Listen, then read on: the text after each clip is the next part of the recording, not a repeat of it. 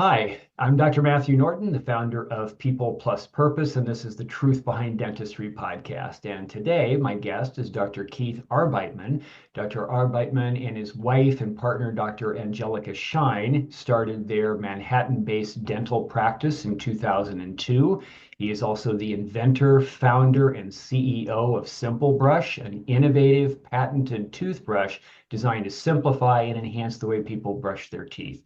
Dr. Arbeitman's insights have been featured in major publications and media sources, and he continues to push the boundaries of oral health care, combining science, technology, and user-friendly design to improve the everyday lives of patients. Welcome to the podcast, Doctor. Hey, it's great to be here. Thanks for having me today. Yeah, absolutely. So we kind of were just mentioning briefly as we were chatting, just that, you've accomplished a lot of things over a relatively lengthy career up to this point. You've been in private practice for about 25 years or so now, right? Uh, I'm curious in that time frame. That in terms of just kind of how your practice philosophy might have changed. Yeah, I mean, from where I began to where I am today, thankfully I've evolved as a person as a dentist. I think at some point shortly after I started my practice with my wife, I realized that, a patient is worth probably a lot more tomorrow than they are today. Hmm. And so we always try to kind of we went from being very like transactional to more relationship. So trying to really establish a strong relationship with the patient, build trust. I'm not so worried about whether I get a little extra production out of them today. If I keep them in my practice and I keep them happy over the course of 10 years, they're worth far more. Now, 20 years later, they're worth significantly more because, their friends, their family come to us as their Mhm. dentists retire. Mhm. And so really learning how to build and invest in the relationship has probably been the biggest transformation from where we started to where we are today. Yeah, I think that's quite profound. It doesn't sound complex. It seems almost like shouldn't we know to do that? But I don't think that's common. I really do think we can get caught in transactional modes and and I think, from my perspective, I've worked with a lot of dentists that been kind of in agreement that they didn't necessarily learn business in dental school, but also didn't necessarily learn how to be leaders of people or even great engagers with patients. So I think that's And that's that's really the key. I have a little bit of an interesting background for a dentist. In college, I studied hotel and restaurant management. ah And so my education through that was first hospitality and comfort relationships. And there was also a business background that comes with that. So I had a little bit more exposure than say my wife, who was a bio pre-med major. right. And that's been a really interesting part of my evolution as a dentist, as a business person, seeing things both ways. Probably the best compliment we ever got was many years ago, and I don't really look at our reviews because I tend not to interview for pain. But someone said going to our Arbeitman and Shane is it's the dental equivalent of walking into the bar at Cheers. And that just made me so happy. Like, Yeah. people come in, they feel comfort, they feel Yes. happy. Yeah. We actually do know their name. We review the schedule, but I've known these people for a long time. I walk Yeah. in the morning, they're sitting at the waiting room, say, "Hey, Bob, how are you?" Like, I know who you are, because that's an important part of what our job is building comfort, and then that relationship can kind of grow. So people kind of chuckle when they hear that was what I studied in college. I'm like, that's kind of been the secret weapon, is taking the perspective of customer service and applying it towards dentistry. Yeah. I love that. I love that. And I share that with you. I actually in my practice got that similar compliment about the Cheers bar or like the sushi bar without the sushi, It's like and I felt that was a compliment as well. I really did Yeah. try to structure my practice to where, the uh it wasn't segregated off as a completely separate waiting area. I mean, we had more connectedness in there and more of an open experience, and I think that made a difference as well. But I loved when, like, kids I took care of, and then years later, quite a number of years later, they were bringing their kids in, and I thought that's when I started realizing I've been doing this for a while at that point, right? It's true. We're at a point where we have the third generation coming into our practice where their parents are older than me and their kids much younger are now having children and bringing them in. It's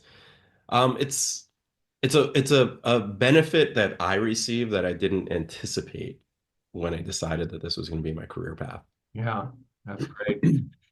So over 25 years, there's been uh, a lot of changing economic times from when you first began to where we are now.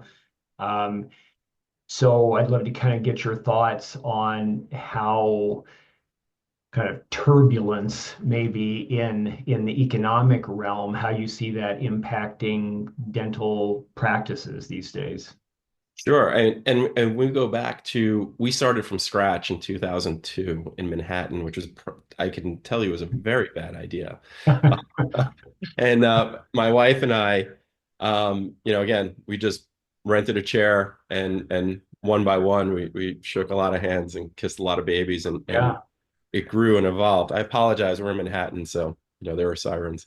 Uh, Uh, so we really got going around 2007, 2008 when the economy crashed. And we had really built a really nice boutique kind of cosmetic-y practice. mhm. And we were doing a lot of cosmetics and we started to feel that drop off. And it kind of like occurred to us at that point, and we really changed the trajectory of our practice. Like we want to be a general practice that does cosmetic dentistry, Mhm. not a cosmetic practice that, pretends not to really be a general dentist. Right, right. So that's made us fairly recession proof. But what I will say is my leading indicators, my non economic Arbeitman indicator of the economy's health is when I see us growing rapidly, we tend to be at the beginning of a recession. And Huh. we're coming off of, last month is by far the best month we ever had. And this has happened in '07. It happened, I would say one around maybe 2012 or so. When the economy slowed down, we got really busy and then we slowly grew. So we've had one, well, COVID aside, I think we've had 1 year in which we were flat in our 20 some odd year existence of our practice. We grow every year, which I love about being a Mhm. dentist Mhm. because you're recession proof. So, people that want to really engage in having a high-end cosmetic practice, just be warned, that's the first thing people will cut out. People are still, chewing gum and not flossing and eating a lot of candy. They're always going to need their teeth cleaned. They're always going to need fillings. They're always going to need crowns. So we kind of chose to stay in our lane. We had stopped marketing. We don't really like to pull in people that aren't a friend of a friend as a Mhm. new patient. Mhm. And that's a luxury we have given the scale that we have at this Right, point. right. But I think dentistry is somewhat certainly recession proof if you plan ahead. That's good. That's good. Well, it's interesting about, I mean, do you have thoughts as to the that as a predictor of coming recession? What I could give you my anecdotal, thoughts around that, which have okay. absolutely no scientific Right, basis. yeah. Listen, when the economy is heading towards recession, we've also often had a stock market that's hot, and people look at their pensions, their IRAs, their trading accounts, their personal savings, and there's more than there was a few years ago. So people might start getting more comfortable with spending. I think there's also a flip side.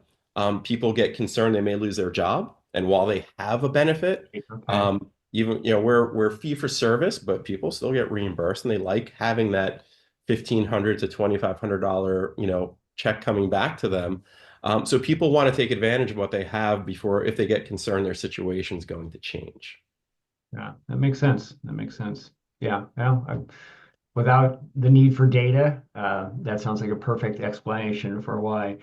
Um, so as far as careers in dentistry for, I mean, the people who are listening to us are probably have already made some degree of commitment to the profession, but what comes up for you given all that you've been through when you think about encouraging or discouraging somebody from pursuing dentistry as a career, or even where they might go with their career in current times? Yeah.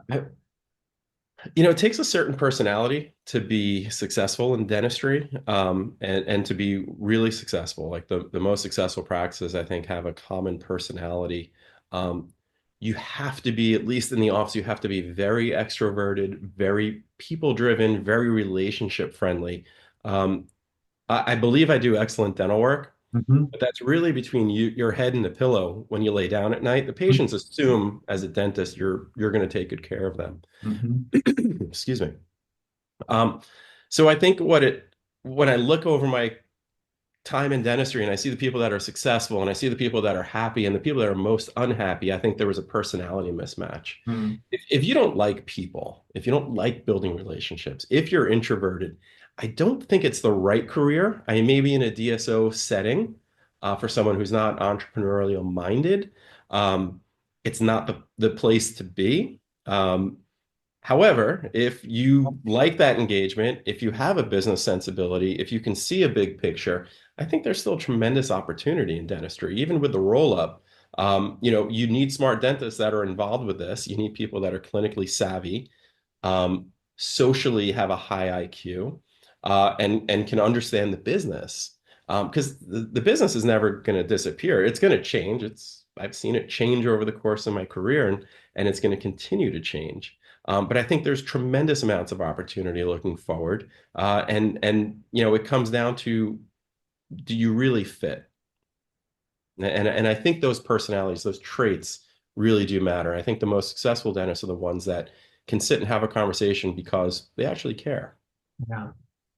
Well, I've interviewed a lot of dentists, but I think this is the first time that anyone has made that clear of a relationship between success and extroversion and style. And I'm absolutely in agreement. I mean, I use strengths-based assessments as pivotal part of my coaching work. And I believe that in an ideal world, and I think it's true across healthcare all the way around, not just in dentistry, because of the importance of growing a practice and helping patients feel like they're connected, heard, understood, engaged, that many people should be dissuaded from going into private practice. I think the schools should even not accept them. I've thought about that. I've thought about that because I've got a lot of uh, have had a lot of voice in the chiropractic world, where a lot of those people, especially because in that realm, the public doesn't drive automatically through their office, even like they do in dentistry, right? And it's like I don't think you have it in you to do this. This is going to be hard. And so I think that, and there's other career options, right? If you love dentistry, there's other things that you could do, right? If it would not necessarily, I mean, maybe the DSO world, right, where a lot of stuff's handled, but you still have to be the communicator. You still have to, even in a DSO, you still have to talk, For right? sure. But Yeah. what do you see as some other options? Say a person is listening to us right now and they think this is a struggle for me. I am more introverted if I'm honest, and yeah, I don't dislike people, but I don't love that part of it on a regular basis. What would you say to them? Well, I mean, if you, first of all, you have to be driven by the science, right? You have to enjoy the basic sciences, which is what attracted me to healthcare. Right. And if someone feels strongly about that and a career in healthcare, I tell people all the time, people want to be called doctor, but nursing is a fantastic career. When you think of the amount of time dedicated to getting your license, getting your degree compared to dentistry or medicine, chiropractic, it's a less in there's a much lower cost, and there's a lot of opportunity. I mean, probably the happiest people I know are nurse anesthetists. Like, these Mm. are great careers where you're Mhm. helping people and you're really involved and you're doing important stuff, getting paid really well, and you go home at the end of the day and you're working for a hospital and they're just being assigned to you. So I think of careers like that. I also think in nursing, there are so many opportunities with our aging population. And at one point we had a senior living care focused business, and to see the growth in that space, and it's all run by nurses, not just clinically, but on the operation side and towards senior management, you start seeing more and more nurses with that kind of background getting there. So I think nursing for someone who doesn't necessarily have the personality to be building a practice Mm. affords a lot of opportunities. Yeah, yeah, that's good. That's good. And then I also think too that there's things that are less patient centered, right? That maybe I've seen sometimes where a doctor may be more introverted and they're not so engaging with patients, but they've got another doctor maybe who is, or they've got an assistant that helps compensate because they're engaging more. And I think that can buy you more latitude. I mean, what are your thoughts about that? It can, but I mean, as much as I know they love my staff, when my staff leaves, they're still coming back to see us. And it's really, the doctor does sit front and center. I stand on their shoulders. I Right, can't do what I do without them. And I have a right, great team and, right. you know, typically have been with me for years. Um, but yeah, I mean, there are other ways. But oof, it's tough. You have to, it Yeah, starts with you. yeah, It starts with you. yeah. So But that, yeah, to your point, like building a team that supports your weaknesses is really, how you should be managing a team. right, yeah, yeah. Or maybe careers more into on the research side, more that's focused on the science side and maybe Mhm. less on the people applications of it. Or even, I know we want to talk a little bit about your entrepreneurial endeavors. So I'm thinking that there are again, you may have to be the spokesperson also for certain things, but maybe that could get compensated for maybe a little bit more easily than the doctor role itself.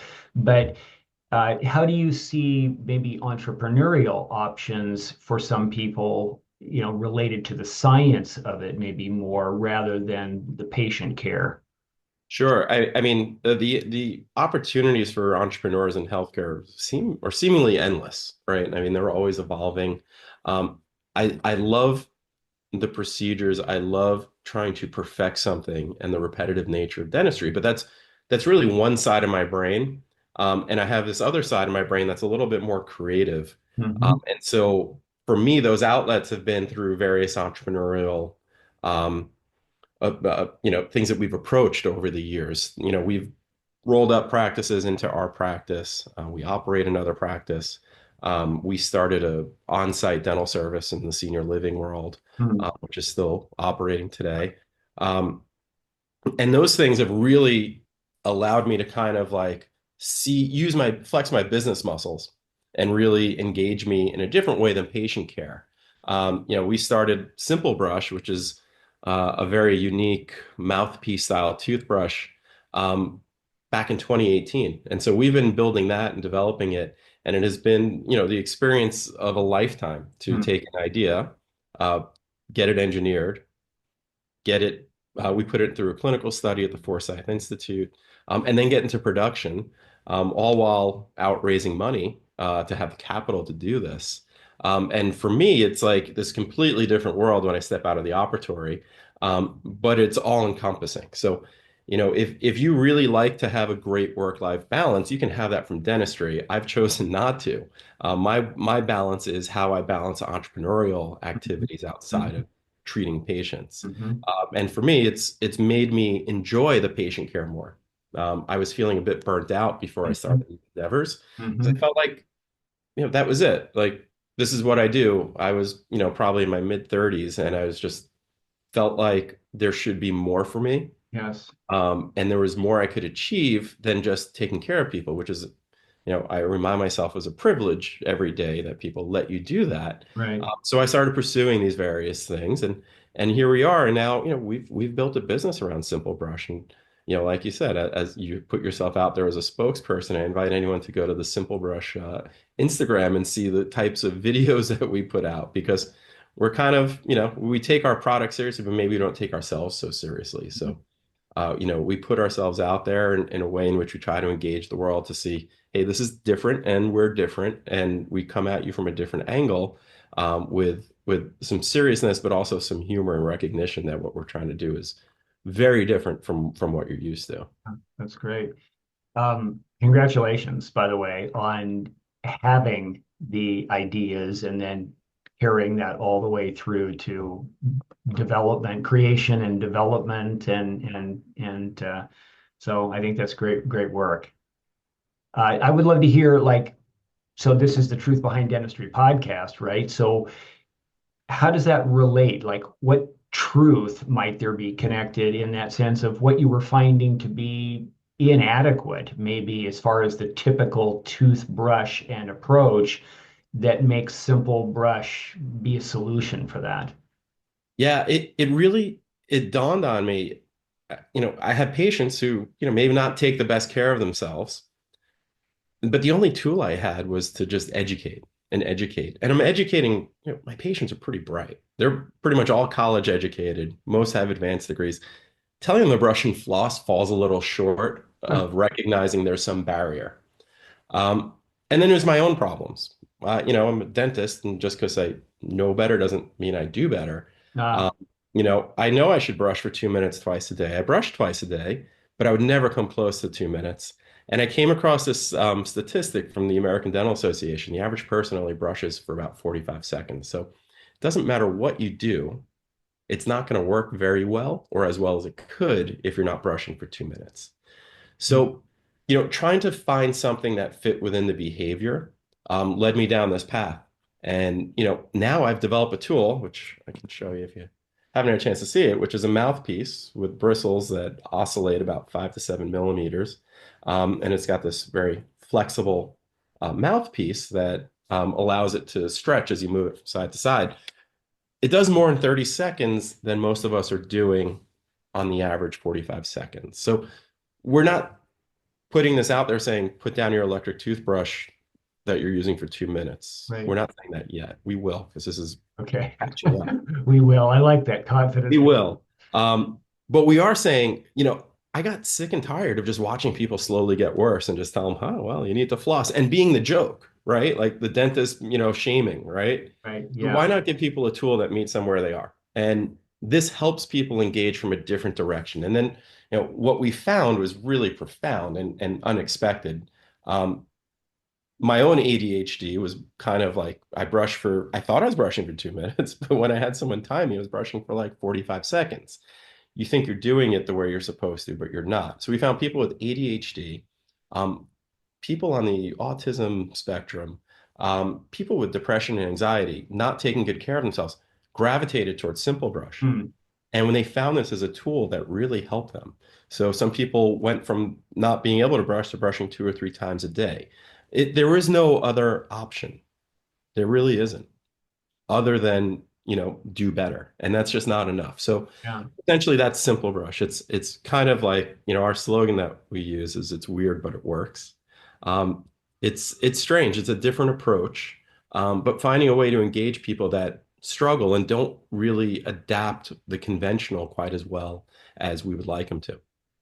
Yeah, I love that perspective. I mean, that's insight into human nature that I think is often in short supply. And nobody likes being shamed. I haven't appreciated it.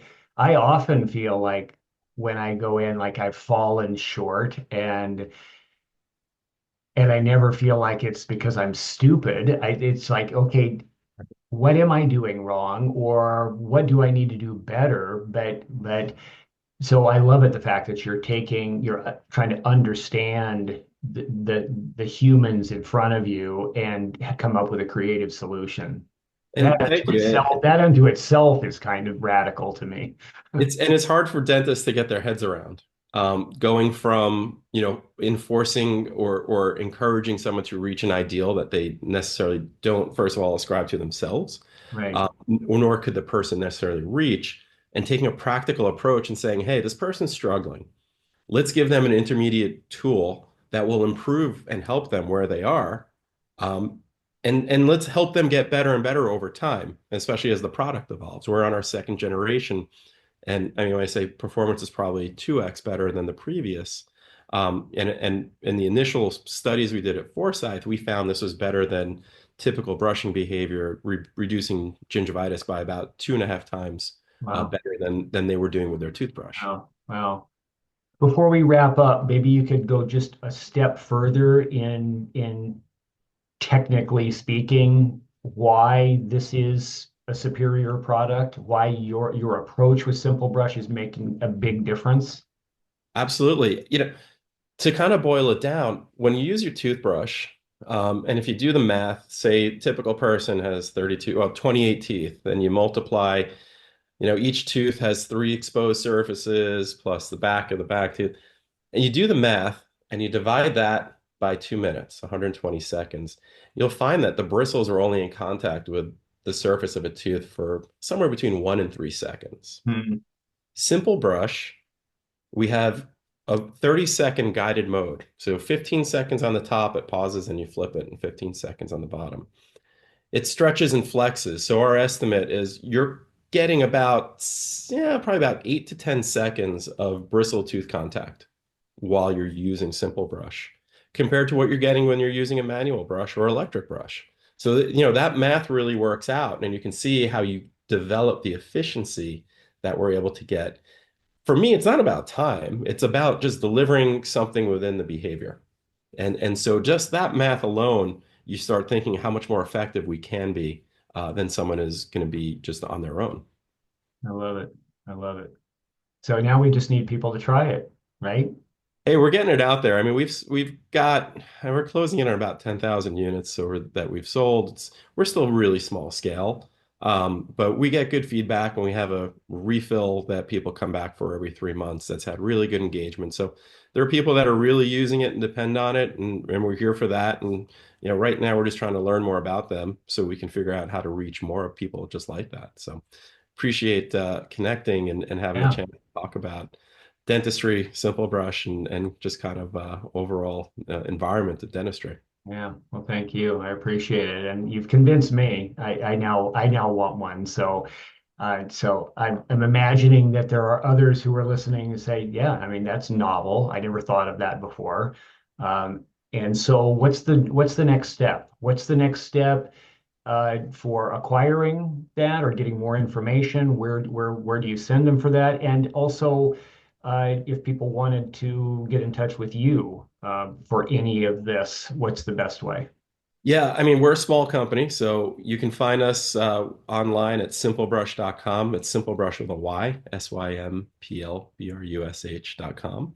Okay. And drop us an email, help at simplebrush.com, or myself, Keith at simplebrush.com. We respond to we get probably 100 or so DMs a week via social media, people just talking to us. The profession reaches out, and we try to facilitate getting them in the profession's hands so they can learn and engage and kind of grow it together. So anyone that wants to learn more or even become active and involved with us, we just like to meet people and hear what people think about it. That's awesome. That's awesome. So, last question. Do you imagine there's other creative innovations in you that will be surfacing coming down the pike, I guess, for I don't know. I really hate flossing.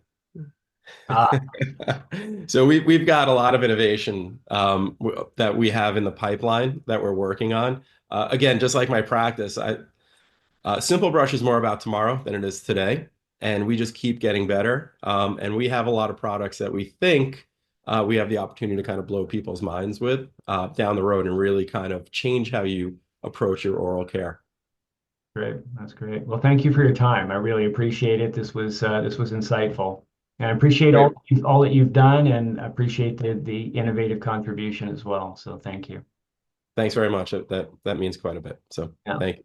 Thanks everybody for watching. This is the Truth Behind Dentistry podcast. Matthew Norton with Dr. Keith Arbeitman, and check out the SymplBrush and love to hear how that goes, right? So look forward to seeing you on the next episode. Tell your friends, please subscribe, and we'll see you soon. Thank you.